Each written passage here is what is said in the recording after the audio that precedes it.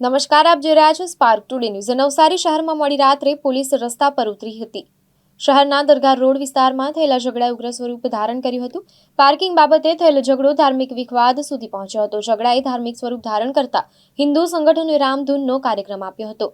રામધૂનના કાર્યક્રમ બાદ હિન્દુ સંગઠનના ટોળા રસ્તા પર ઉતર્યા હતા। હિન્દુ સંગઠનના ટોળા ઉતરતા પોલીસે કોમ્બિંગ કરી મામલો કાબૂમાં લીધો હતો। હાલ શહેરમાં અજંપાભરી સ્થિતિનો માહોલ છે।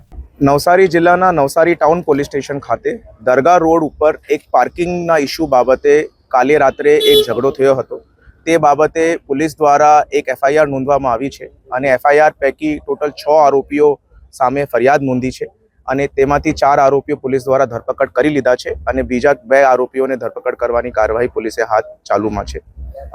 આજે પોલીસ દ્વારા આ ઘટના સ્થળ ઉપર તકેદારી બંદોબસ્ત ભાગરૂપે બંદોબસ્ત રાખવામાં આવ્યો છે અને તમામ લોકોથી આપના માધ્યમ જોડે એક અપીલ કરવાની છે કે કોઈપણ જાતના રૂમર્સની અંદર કે કોઈપણ જાતના મેસેજીસ વાયરલ જો થાય છે તેની ભરોસામાં આવતા નથી। જો વાસ્તવિકતા છે તેને વેરીફાઈ કરાવીને જ પછી જ પોતાનું ઓપિનિયન બનાવવાનું છે। આ જગ્યા ઉપર અત્યારે હાલ પૂરેપૂરી શાંતિ છે અને પોલીસ અહીંયા અત્યારે તકેદારી બંદોબસ્ત ભાગરૂપે પણ હાજર છે।